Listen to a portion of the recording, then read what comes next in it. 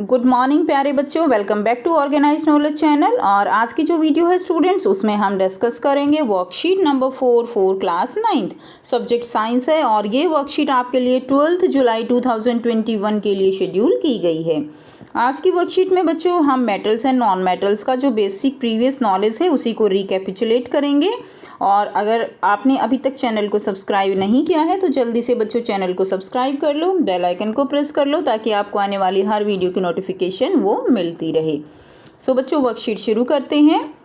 सभी बच्चे metals and non metals के बारे में जानते हैं। हमारे चारों तरफ बहुत सारी चीज़ें हैं जो मेटल्स या नॉन मेटल्स से बनी हुई हैं, ठीक है। सो आज हम इस वर्कशीट में मेटल्स और नॉन मेटल्स की फिजिकल प्रॉपर्टीज़ के बारे में पढ़ेंगे। Physical properties of metals and non-metals. So metals can be melted and stretched into thin wires. Metals बच्चों उनको मेल्ट किया जा सकता है और उनको थिन वायर्स में क्या किया जा सकता है, स्ट्रेच किया जा सकता है। आपने बिजली के तार देखे हैं तो इस तरह से बिजली के तार जो है जो एल्युमिनियम के बने होते हैं या कॉपर के बने होते हैं, तो वो इस तरह से मेटल्स के बने होते हैं। और ये मेटल्स की प्रॉपर्टी है कि उनको इस तरह से वायर्स में स्ट्रेच किया जा सकता है, उनको मेल्ट भी किया जा सकता है। The property of metals to get stretch into thin wires is called ductility. और ये जो प्रॉपर्टी है मेटल्स को थिन वायर्स में स्ट्रेच करने की, ये प्रॉपर्टी क्या कहलाती है? This property is known as ductility, ठीक है। क्या कहलाएगी ये प्रॉपर्टी? डक्टिलिटी। यानी ये जो प्रॉपर्टी है जिससे मेटल्स को वायर्स में स्ट्रेच कर दिया गया है, this property is the ductility. Next देखिए, metals can be beaten into thin sheets. Metals को हम शीट्स में भी बीट कर सकते हैं। The property to get beaten into thin sheets is called malleability. आपने एल्यूमिनियम फॉयल देखी है, तो वो जो फॉयल है, वो जो प्रॉपर्टी है जिसके कारण मेटल्स को इस तरह से थिन शीट्स में बदल दिया गया है, उसको बोला जाता है malleability. For example gold jewellery and silver foil. Next देखिए, metals they are the good conductor of heat and electricity. Metals जो हैं बच्चों वो हीट एंड इलेक्ट्रिसिटी के भी गुड कंडक्टर हैं, यानी उनके अंदर से जो हीट है, इलेक्ट्रिसिटी है, वो ईजिली पास हो सकती है। So they are the good conductor of electricity. They produce sounds while non metals don't have these properties. अब बच्चों जो है, अब देखिए आपके स्कूल में बेल बजती होगी, ठीक है ना। अब तो खैर कोविड के कारण हम घर पे ही हैं, बट जब आप स्कूल जाते होगे तो आपने देखा है ना कि बेल बजती है या मंदिर में बेल बजती है। तो वो क्या है, जब हम मेटल को हैमर से पीटते हैं तो साउंड प्रोड्यूस होती है, and this property is known as sonorous property, ठीक है। एंड नॉन मेटल्स के अंदर ये प्रॉपर्टी नहीं होती। नॉन मेटल्स कौन सी होती हैं? लाइक ऑक्सीजन है, नाइट्रोजन है, फ्लोरीन है, क्लोरीन है, ये क्या होती हैं? नॉन मेटल्स होती हैं और इनके अंदर ये प्रॉपर्टी नहीं होती है। Some chemical properties of metals and non metals. तो बच्चों कुछ केमिकल प्रॉपर्टीज भी दी गई हैं, ठीक है।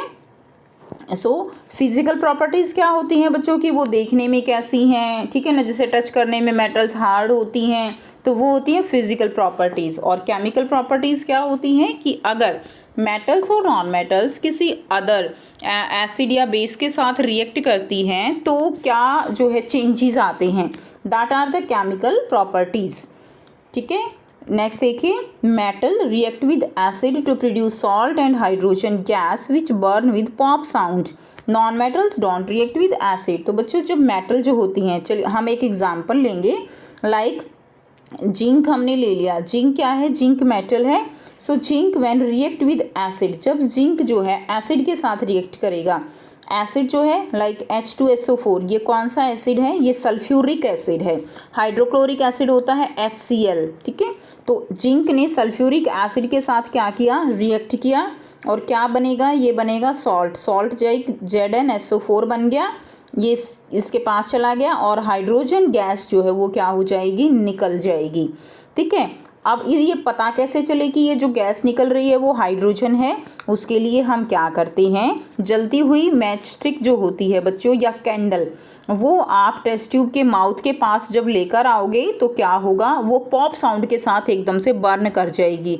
पॉप साउंड कैसी साउंड होती है? पॉप साउंड ऐसी साउंड होती है जैसे कि जब आप पॉपकॉर्न बनाते हो तो उसमें ऐसे फटफट की आवाज़ आती है ना, वही पॉप साउंड जब आप जलती हुई जो मैचस्टिक होती है या कैंडल होती है वो आप उसके माउथ के पास लेकर आओगे तो वो कुछ उसी तरह से जलती है।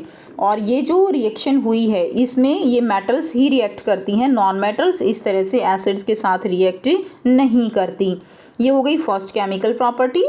सेकेंड केमिकल प्रॉपर्टी है metal react with oxygen to produce basic oxides which turn red litmus paper blue when added to water. So बच्चों देखो क्या होता है, मेटल जो है वो ऑक्सीजन के साथ रिएक्ट कर जाती हैं। हम एग्जांपल ले रहे हैं मैग्नीशियम का। मैग्नीशियम किसके साथ रिएक्ट करेंगी, ऑक्सीजन के साथ रिएक्ट करती है और ये फॉर्म करती है MgO। MgO that is the magnesium oxide. Reaction को हम बैलेंस कर देंगे, ठीक है। अब देखिए इसका जो नेचर है ये कैसा नेचर होता है, इसका नेचर होता है बेसिक, ठीक है, बेसिक ऑक्साइड होता है ये। और बेसिक जो होते हैं वो क्या करते हैं, बेस वो रेड लिटमस को ब्लू कर देते हैं। आप याद रख सकते हो इसके लिए एक ट्रिक, ठीक है। ट्रिक क्या है, अनिल यानी जो अम्ल यानी एसिड होते हैं वो क्या करते हैं, वो नीले को लाल कर देते हैं और जो बेस होते हैं वो लाल को नीला कर देते हैं, ठीक है। तो इस तरह से आप इसको लर्न कर सकते हो। जब भी इसको क्या करते हैं हम, मैग्नीशियम ऑक्साइड को जब हम वाटर में डिज़ोल्व करके और जब लिटमस पेपर इसके ऊपर टेस्ट करेंगे तो ये क्या हो जाएगा, ये जो है लिटमस पेपर को ब्लू कर देगा। इट मीन्स कि जो बच्चों मैग्नीशियम ऑक्साइड है इसका नेचर जो है वो कैसा है, इसका नेचर जो है बेसिक है। नेक्स्ट देखिए, non metals like sulphur react with oxygen to produce acidic oxide which turn blue litmus red upon adding water. अब देखिए हमने क्या पढ़ा, मेटल्स बेसिक ऑक्साइड्स फॉर्म करती हैं जबकि जो नॉन मेटल्स हैं लाइक सल्फर ये ऑक्सीजन के साथ रिएक्ट करेगी और ये फॉर्म करेगी सल्फर डाइऑक्साइड। सल्फर डाइऑक्साइड को जब हम पानी में डिज़ोल्व करेंगे तो क्या मिलेगा, सल्फर डाइऑक्साइड को जब हम पानी में डिज़ोल्व कर देंगे तो क्या मिलेगा, हमें मिलेगा H2SO4। अब ये क्या है, ये सल्फ्यूरिक एसिड है, यानी ये क्या हो गया, एसिड हो गया। एसिड क्या करेगा, एसिड जो है वो क्या करेगा, एसिड जो है अभी हमने आपको ट्रिक बताई, एसिड जो है क्या करेगा, ब्लू को रेड कर देगा, ठीक है, ब्लू को रेड कर देगा, नीले को लाल कर देगा यानी ब्लू को रेड कर देगा। तो ये चीज़ आपको याद रखनी है। नेक्स्ट देखिए, नेक्स्ट केमिकल प्रॉपर्टी करेंगे, more reactive metal displace less reactive metal from their salt solution. For example iron displace copper from copper sulphate solution.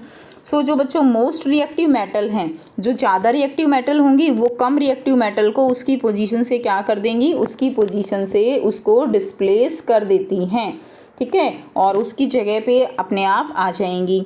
जैसे कि देखिए यहाँ पे दिया गया है iron displace copper from copper sulphate solution. Copper sulphate का सॉल्यूशन हमने लिया, उसके अंदर हमने आयरन की नेल जो है कील इसके अंदर डाल दी। अब जो आयरन है वो कॉपर से ज़्यादा रिएक्टिव है, ठीक है, तो क्या करेगा, आयरन कॉपर को उसकी जगह से हटा देगा और जो है वो खुद बैठ जाएगा। यानी जो कॉपर सल्फेट था पहले, अब वो क्या बन गया, वो आयरन सल्फेट बन गया और सॉल्यूशन का रंग ग्रीन हो गया नीले से। क्लियर है। तो ये भी जो है प्रॉपर्टी होती है कि जो ज़्यादा रिएक्टिव मेटल होती हैं वो कम रिएक्टिव मेटल को उसकी जगह से डिस्प्लेस कर देती हैं। नेक्स्ट देखिए, अब हम करेंगे use of metals and non metals. Metals are used in machinery, auto parts, utensils and non metals are used in making fire crackers, antiseptic, gases in atmosphere. तो मेटल्स तो बच्चों आपको पता है जो मशीनें बनती हैं, ठीक है, वो सब क्या है, वो सब मेटल से बनती हैं। और इसके अलावा जो बर्तन हमारे बने हुए हैं, ठीक है, वो सब किसके हैं, मेटल्स के। जबकि जो नॉन मेटल्स हैं वो फायर क्रैकर्स यानी जैसे फॉस्फोरस है बच्चों फायर क्रैकर्स में यूज़ होती है। एंटीसेप्टिक आयोडीन बच्चों एंटीसेप्टिक की तरह काम होती है, जब घाव हो जाता है तो उसके ऊपर लगाते हैं। गैसेस, ऑक्सीजन, हमारे एटमॉस्फेयर में ऑक्सीजन है, कार्बन डाइऑक्साइड है, तो ये सब किसकी बनी है, गैसेस, ये सब नॉन मेटल्स की हैं, ये यूज़ हो गई। आप देखिए कुछ एक्सेप्शन दिए गए हैं। एक्सेप्शन क्या है, फर्स्ट है मरकरी एंड ब्रोमीन। देखो बच्चों जो नॉर्मली मेटल्स होती हैं वो कैसी होती हैं, वो नॉर्मली हार्ड होती हैं और सॉलिड होती हैं। लेकिन मेटल्स के केस में अगर हम देखें तो मेटल के केस में मरकरी जो है वो लिक्विड की तरह एग्जिस्ट करती है। आपने थर्मोमीटर के केस में देखा भी होगा, थर्मोमीटर के अंदर जो वाइट वाइट भरा होता है वो क्या है, मरकरी है। सेकेंड देखिए ब्रोमीन, जो नॉन मेटल होती हैं वो मेनली जो है गैसेस फॉर्म में होती हैं, बट ब्रोमीन नॉन मेटल है जो कि लिक्विड फॉर्म में एग्जिस्ट करती है। उसके बाद देखिए फॉस्फोरस जो है वो विग्रसली रिएक्ट करती है वाटर के साथ, बहुत जल्दी रिएक्ट कर जाती है। अब मेटल्स हमने क्या बताया, बहुत हार्ड होती हैं, लेकिन सोडियम और पोटाशियम ऐसी मेटल्स हैं एक्सेप्शन केसेस यानी जो नॉर्मल जो चीज़ें हैं उनसे थोड़ा हटके होती हैं। सोडियम एंड पोटाशियम वो इतनी सॉफ्ट हैं कि आप उनको नाइफ से कट कर सकते हो। नेक्स्ट देखिए ग्रेफाइट एक नॉन मेटल है। वैसे तो नॉन मेटल नॉर्मली जो है बैड कंडक्टर ऑफ इलेक्ट्रिसिटी है, बट जो ग्रेफाइट है जो कि आपकी पेंसिल का सिक्का होता है ना, वो ग्रेफाइट होता है, वो गुड कंडक्टर होता है इलेक्ट्रिसिटी का, इसलिए कार्बन की रॉड जो है वो बनाई जाती हैं, ग्रेफाइट रॉड बनाई जाती हैं। अब हम करेंगे इसके question answer. Name the non metal which is essential for breathing. बताइए जल्दी से कौन सी जो नॉन मेटल है जिससे हम सांस लेते हैं। तो बच्चों ऑक्सीजन, ठीक है ना, आप आंसर में लिख देंगे ऑक्सीजन, ठीक है, यहाँ पे आंसर लिख देंगे ऑक्सीजन। उसके बाद देखिए यूज्ड एज वाटर डिसइंफेक्टेंट। तो बेटा वाटर डिसइंफेक्टेंट यानी वाटर के अंदर जो डाला जाता है उसके अंदर जो बैक्टीरिया हैं, जो जीवाणु हैं, उनको मारने के लिए, तो वो होता है क्लोरीन। आप आंसर लिख देंगे क्लोरीन, ठीक हो गया। सेकंड क्वेश्चन देखिए name which metal and non metal exist in liquid form at room temperature. तो यहाँ से लिख देंगे mercury and bromine normally exist as liquid. Mercury metal है और ब्रोमीन नॉन मेटल है, एज इट इज़ ये लाइन लिख दीजिए। ये आपका क्वेश्चन नंबर 2 का आंसर हो जाएगा। क्वेश्चन नंबर 3 है डिफाइन डक्टिलिटी एंड मैलिएबिलिटी। तो डक्टिलिटी एंड मैलिएबिलिटी हमने अभी ऊपर किया है दोनों की डेफिनेशन, तो यहाँ से आप ये डक्टिलिटी की डेफिनेशन लिख देंगे और यहाँ से ये जो है आपकी मैलिएबिलिटी की डेफिनेशन हो जाएगी, ठीक है। यहाँ से ये जो है आपकी मैलिएबिलिटी की डेफिनेशन हो जाएगी। तो ये आपका क्वेश्चन नंबर 3 का आंसर हो जाएगा। नेक्स्ट देखिए क्वेश्चन नंबर 4 दिया गया है which non metal is a good conductor of electricity. कौन सी नॉन मेटल गुड कंडक्टर है इलेक्ट्रिसिटी की, दैट इज़, ठीक है, ग्रेफाइट। तो आप लिख देंगे नॉन मेटल बोला है तो ग्रेफाइट हो जाएगा आंसर। क्या हो जाएगा आंसर, ग्रेफाइट, ठीक है। What is the nature of metal and non metal oxides. अभी हमने पढ़ा मेटल का कैसा होता है बच्चों, metal and non metal oxides. तो आप लिख देंगे मेटल का होता है बेसिक, मेटल ऑक्साइड्स का कैसा होता है बेसिक, और नॉन मेटल का लिख देंगे आप नॉन मेटल एसिडिक। ये आपका आंसर हो जाएगा क्वेश्चन नंबर 5 का, ठीक है। ये वाला इतना आंसर जो है आप क्वेश्चन नंबर 5 में लिख देंगे। तो ये हो गई आपकी आज की बेटा वर्कशीट। काफ़ी इजी वर्कशीट थी, आपने 8th क्लास में पढ़ी हुई हैं ये बातें।